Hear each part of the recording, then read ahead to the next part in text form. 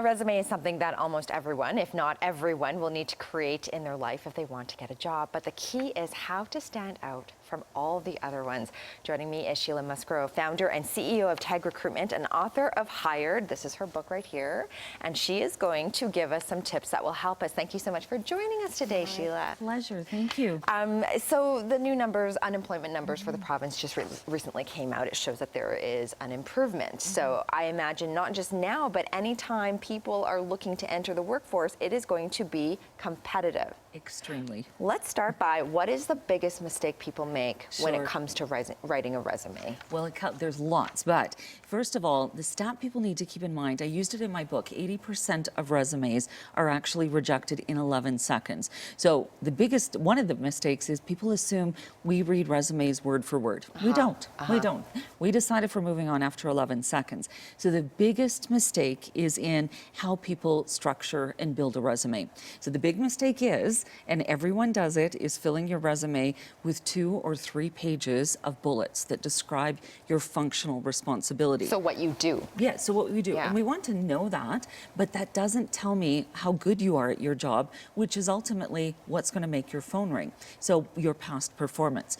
So that old school functional resume doesn't cut it. Doesn't work right now. Yes. Okay, so in 11 seconds, that doesn't give you very much time. So It if I'm an employer, 11 seconds, I'm probably going to read maybe the first 1 or 2 lines. Right. So what needs to go in there to get their attention so that they're still going to read the rest of your Sure. resume? So it's all in. So in my book, I also wrote about a 2-step resume formula that will give you more than 11 seconds. So it is the 2-step resume formula. One, we're going to get rid of all of the bullets. I know, terrifying, but we're going to get rid of all the bullets. So There's no a better. bullets. There's Okay. a better way. So step 1 is answer in 1 to 3 sentences the questions. What level did you report to? What is or was your job? Very succinctly. Don't string together 5 or 6 bullets and make a run-on sentence. Very succinctly, what was your job? What's your scope? How many other people did what you did?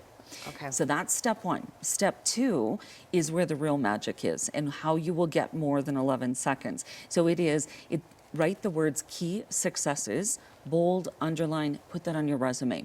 Then before you delete all of those bullets, look at every bullet and ask yourself, is there a number or percentage or ranking that I can attach to that specific function? So it's all about results. So let's say Because you're selling yourself. You're selling exactly. Okay. And historically, if you have on your resume key successes under every single position, I'm going to be jumping over my desk to get to my phone to call you because you've proven that you've been successful in each of your positions. You're not all of a sudden going to say, you know what, I've been a star. I'm not going to try that hard in my next position. You're not going to do that. No, definitely So not. you want that. So that putting your results on your resume will absolutely get your phone ringing. So think about, and there's positions that are easier to measure. Sales positions, of course, you're going to have rankings. But let's say you are a receptionist. So you, rather than saying you answered all of the inbound calls, you could say something like respond to 200 plus incoming calls per day. So being specific about that and Numbers, percentages, and directing to 50 memorized extensions. Okay. So also, if you have old performance reviews, they're golden because in there will be all sorts of numbers, rankings, percentages. So think about where you've excelled. Where can you put a number, percentage ranking to show that you have been successful? And do that. Even 2 or 3 bullets, and that is under key successes, that's where bullets are okay. But you also want to keep them brief. Don't go Brief. too long. Don't No. add too many. To the point. So so let's say I'm entering the workforce after 30 years. Yes. Do I put when I graduated from high school or, when is a cutoff date? Sure. So cutoff really is 10 to 15 years. Of any kind of information. Any kind of information. It can work to your disadvantage by saying, great, I have 30 plus years of experience. So that can work to your disadvantage. So, and the role you were doing 30 years ago is not the role you want to be doing now. So go back 10, maximum 15 years. Okay. Take off the year of high school, the year you graduated from high school. You're just telling people how old you are. Same as those email addresses that have your year of birth. you want to keep that a secret. Right, you want a professional email address. Really quick, how Yes. long should your resume be? How many pages? 2 to 3. That's it. Maximum 2 to 3 pages. And if you're new to your career, 1. If you're experienced, 2 to 3.